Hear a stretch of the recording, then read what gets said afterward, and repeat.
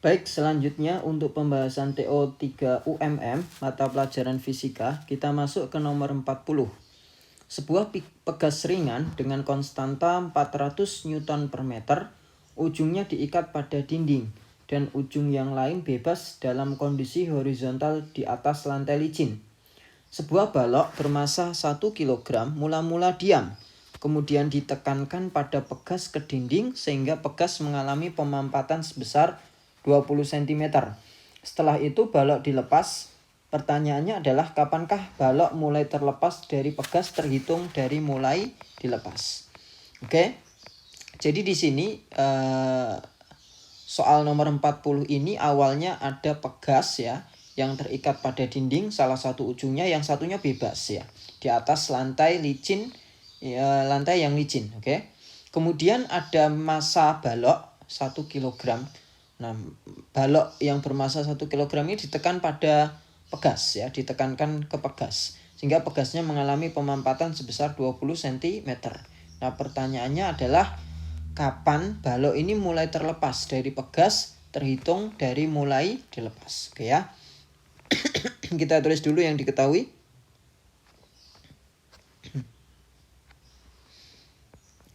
Diketahui. Jadi saya akan gambarkan dulu fenomena awal dari pegas ini ya. Jadi ini dindingnya, kemudian ini lantai yang licin, oke. Lantai licin. Nah, kemudian ini pegasnya ya. Jadi pada keadaan awal, karena pegasnya ini tidak ditekan dengan apapun ya, berarti dalam keadaan normal pegasnya seperti ini ya. Nah, ringan sehingga yang ujung ini tidak nempel ke tanah gitu ya. Oke. Pegas ini punya konstanta pegas nilainya adalah 400 Newton per meter. Jadi K nilainya 400 Newton per meter.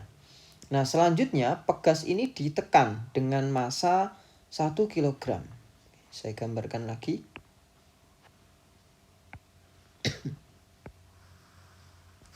Oke, ini dinding ya. Kondisinya sama seperti di atas.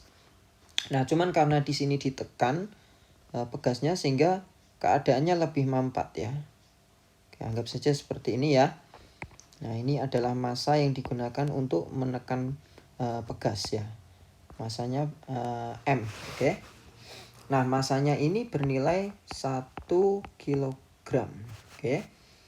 Nah, selain itu juga diketahui pemampatan dari pegasnya ini ya, pemampatan dari pegasnya ini itu sebesar 20 cm. Nah, saya tuliskan sekian ya, misalkan. Jadi delta X-nya 20 cm atau kalau kita ubah dalam SI adalah 0,2 meter. Nah, seperti ini ya. Oke. Untuk menghitung berapa waktu yang diperlukan balok untuk lepas dari pegas terhitung dari mulai dilepas, kita bisa menggunakan konsep kecepatan saja. Oke, kita masuk ke dalam pembahasan. Jadi kita mengenal persamaan dari kecepatan itu, V itu sama dengan S per T ya. Nah, karena kita mencari waktu, maka kita cari T sama dengan S per V. Nah, di sini yang belum kita ketahui, S-nya belum tahu ya. Jarak yang ditempuh oleh massa ini setelah dilepaskan itu ya, ketika ditekan, dilepaskan, jarak yang ditempuhnya berapa, kita belum tahu. Kecepatannya pun belum tahu. Nah, sehingga kita akan cari satu persatu ya. Kita akan mencari jarak yang ditempuh oleh balok dulu menggunakan konsep usaha. Nah, kenapa di sini saya menggunakan konsep usaha? Karena di usaha itu ya, W itu kan sama dengan F kali S. Nah, ada S-nya ini ya, jarak yang ditempuh atau boleh perpindahan di sini. Nah, karena lurus ya pergerakannya, maka jarak tempuh atau perpindahannya itu sama. Yang benar adalah perpindahan ya sebenarnya. Oke. Nah, usaha sendiri untuk dipegas itu kan sama dengan delta EP atau perubahan energi potensial. Nah, perubahan energi potensial ini adalah energi potensial akhir dikurangi energi potensial awal. Nah, energi potensial awal karena pegas dalam keadaan bebas, belum ditekan sehingga delta X-nya 0 gitu ya. Maaf, ke energi potensial awalnya adalah belum konstanta pegasnya masih 0 ya, belum ditekan, maka delta X-nya itu 0, maka hanya tinggal energi potensial akhir. Sehingga saya tulis setengah K delta X kuadrat gitu saja ya. Nah, jadi ini sebenarnya delta X ini pemampatan setelah ditekan.